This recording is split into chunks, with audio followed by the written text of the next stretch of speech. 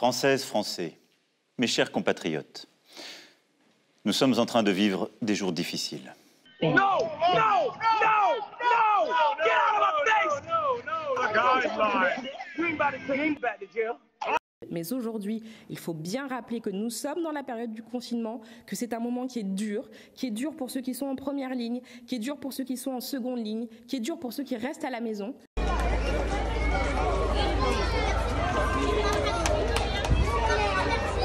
Merci à vous de venir. Merci toi aussi. Merci. Je me doute que j'ai pas fait l'unanimité, les gars, hein, j'avoue que je m'y attendais aussi. Mais franchement, je suis assez surpris du nombre de personnes qui sont venues voir ça. Mais 3 minutes de recueillement à la mémoire des personnes décédées des suites de l'épidémie.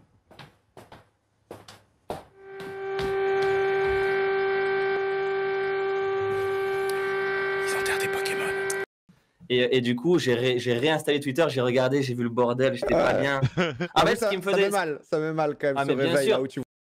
Et je ne terminerai pas cette chronique sans m'excuser platement auprès des téléspectateurs parce que ce matin à 9h15, pendant la diffusion de l'hommage aux victimes en Chine, je me suis permis une expression totalement déplacée, pensant que les micros étaient fermés. C'était totalement inapproprié. J'en suis vraiment désolé et encore une fois, je renouvelle mes excuses. Merci Emmanuel. Et maintenant, où en est-il? À combien d'unités s'élève sa force de combat? Elle est largement au-delà des 8000. C'est pas possible. Une barre symbolique que la France voulait absolument éviter de franchir. Le pays rejoint l'Italie, l'Espagne et les États-Unis avec plus de 10 000 décès liés au Covid-19. Hier, le président a commencé son déplacement à Pantin avec un masque qu'il a retiré quelques minutes plus tard. L'exécutif envoie des messages contradictoires sur ces masques. Faut-il, oui ou non, porter des masques? Et dans quel cas précisément? Prévoyez-vous enfin une communication claire sur l'utilisation des masques?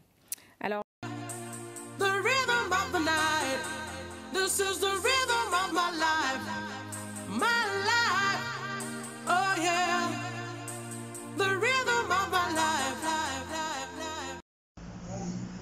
Messieurs, bonjour. Où avez-vous trouvé vos masques, s'il vous plaît?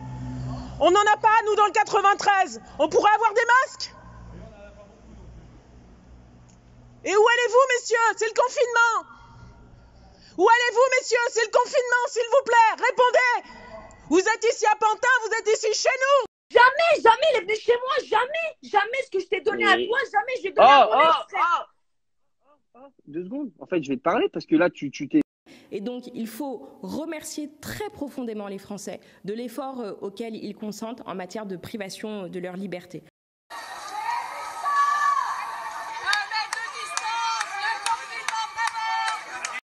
Je suis frappé encore de voir que les gens ne respectent pas ces distances, c'est vraiment important.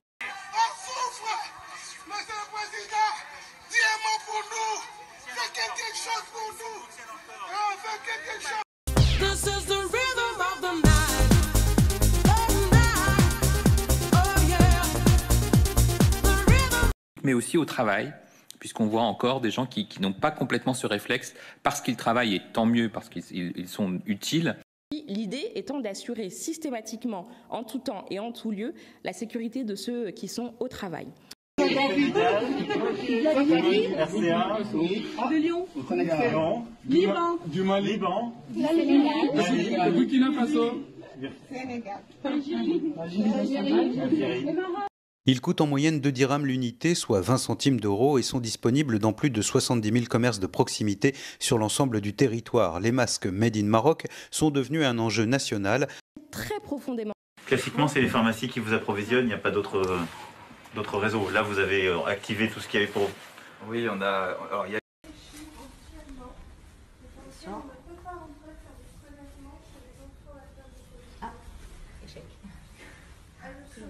Voilà. Comme on peut le voir ici, voilà. On en est là.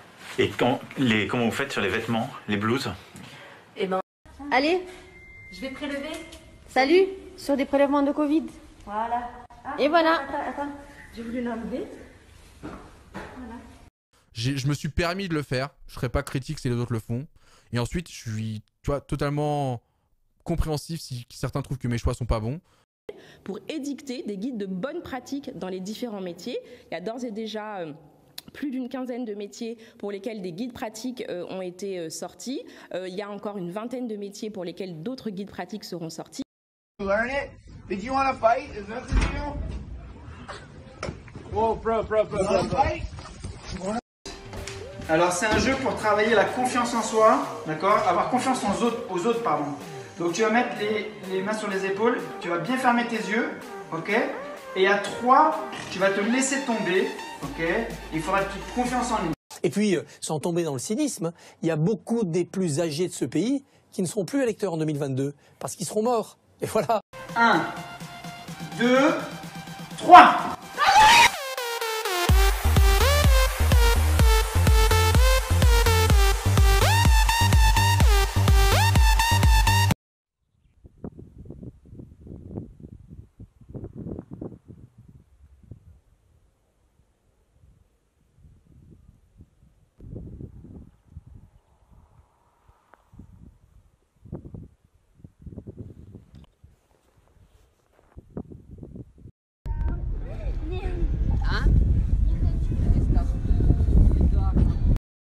Comment ça marche, ça, là?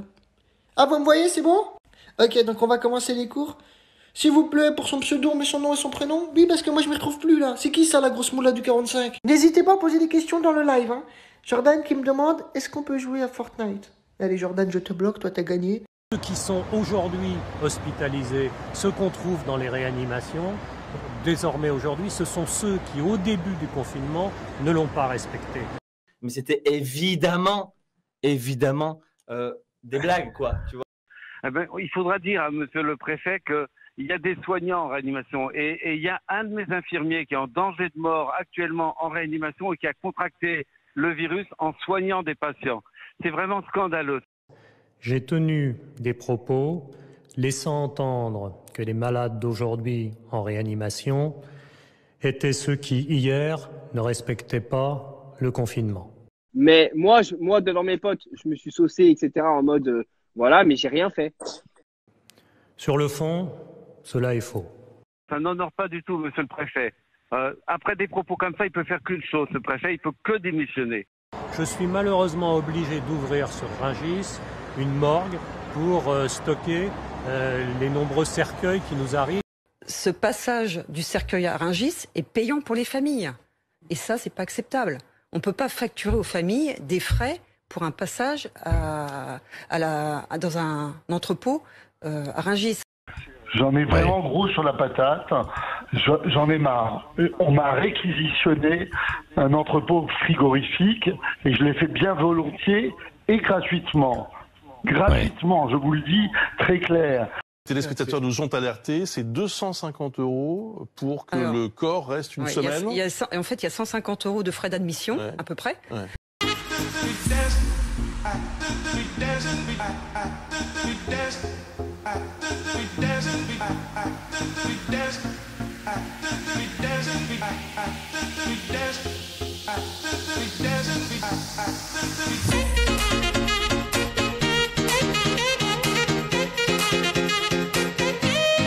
Les grossistes se sont dit, ah oui, c'est triste.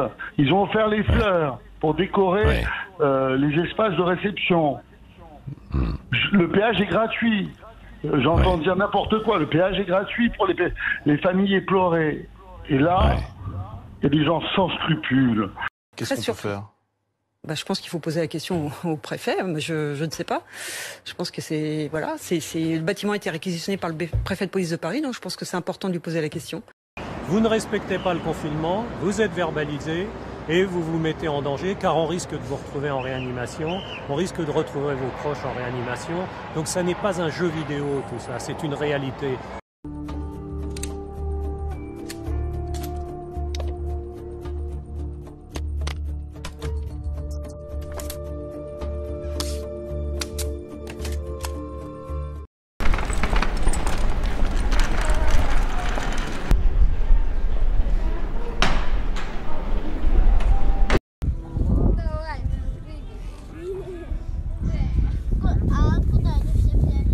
Avec Animal Crossing, tu vois, je jouais sur Animal Crossing et je voulais à tout prix essayer de ban les habitants de mon île et tout. Enfin, c'était devenu vraiment... Le banner fou, quoi.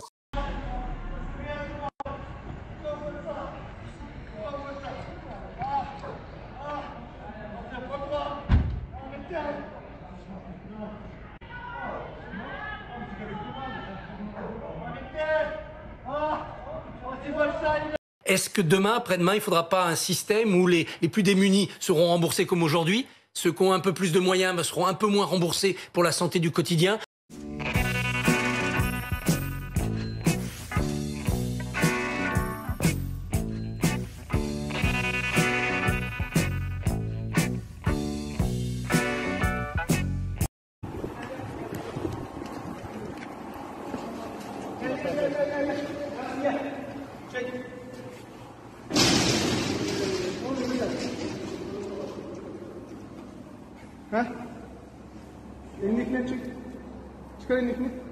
Est-ce qu'on ne devra pas faire un système où les cartes vitales seront de couleurs différentes en fonction du revenu de chacun? Est-ce qu'il ne faudra pas que chacun contribue selon ses revenus et soit moins remboursé s'il a les moyens de moins l'être? Libre à tout le reste de me juger. Franchement, libre à tout le reste de me juger. Honnêtement. So let's say 1 grain of rice is equivalent to 100K, and 10 grains of rice would be then $1 million. Well, how much is $1 billion? So my Saturday night consisted of counting 10,000 grains of rice, one by one, just to show you guys how much $1 billion is. Of course I filmed it, and of course I time-lapsed. Je suis salarié, je demande si mon entreprise va réouvrir. Ma vie a complètement changé du tout au tout. J'ai moins de pouvoir d'achat, moins de salaire parce que je suis au chômage partiel. Je suis pas responsable de tout ça. Mais on me dit qu'à la sortie, c'est moi qui vais payer la facture. Non mais qu'est-ce qu'on veut là? On veut rendre fous les Français?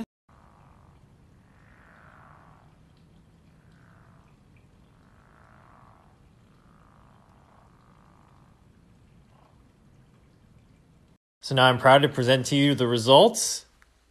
That is $1 billion, where each grain of rice is worth 100K. Look how much rice this is, guys. That's crazy. Here's a $5 million house in California. And oh look, I still have all this money. Je vous cite ce qu'il a dit, il faudra se poser la question tôt ou tard du temps de travail, des jours fériés et des congés payés. Qu'est-ce que ça veut dire par là? Est-ce qu'il faudra travailler plus? Est-ce que vous demandez à ce que les congés soient annulés cet été?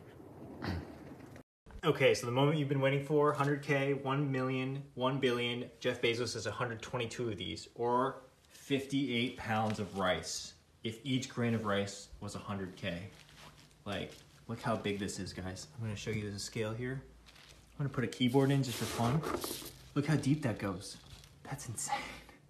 This is Jeff Bezos' new house that's $145 million in LA. And then, oh my God. Nous devrons nous en souvenir. Le plan d'aide en cause, il va devoir être remboursé. Les reports de charges, elles vont devoir être repayées. Les prêts garantis par l'État, ils vont devoir être remboursés.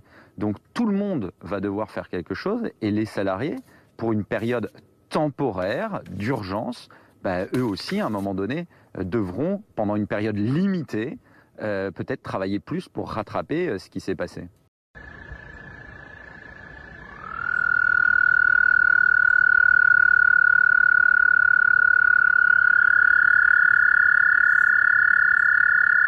Quand on compare parfois les pays européens avec les pays asiatiques, on voit qu'on n'a pas exactement la même discipline. Il faut vraiment qu'on soit très attentif.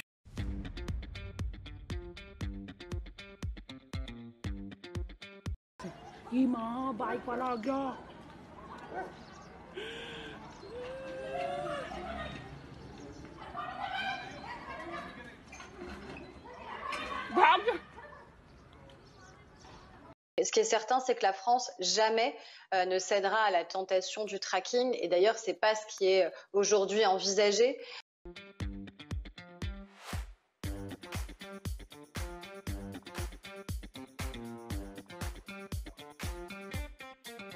Je fais partie de ceux qui seront très attentifs à ce que la vie privée des Français ne soit en aucun cas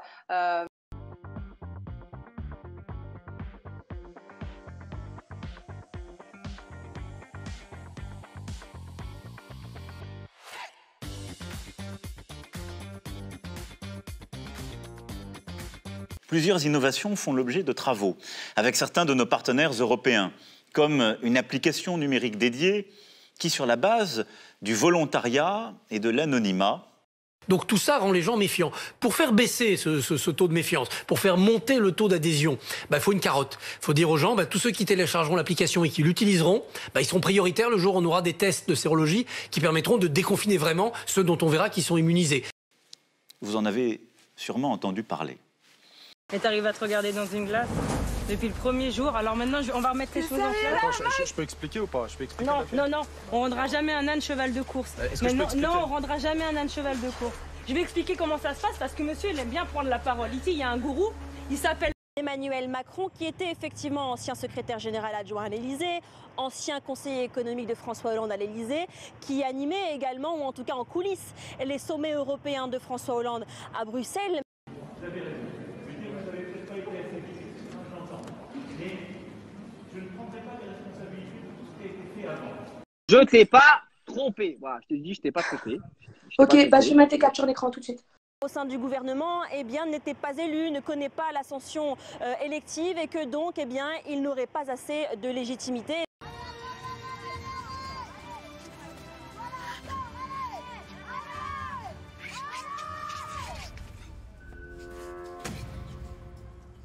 Que François Hollande donne là un signal, Nassira, un signal très fort à tous ceux qui lui reprochaient une politique économique pas assez de gauche. Je vous remercie.